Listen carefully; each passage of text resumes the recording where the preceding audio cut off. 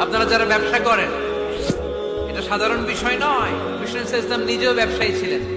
ওনার জীবনের প্রথমে তিনি খাদিজা রাদিয়াল্লাহু তাআলা আনহার ব্যবসার স্টাফ হয়ে কাজ শুরু করেছেন, এরপর নিজে ব্যবসা শুরু করেছেন।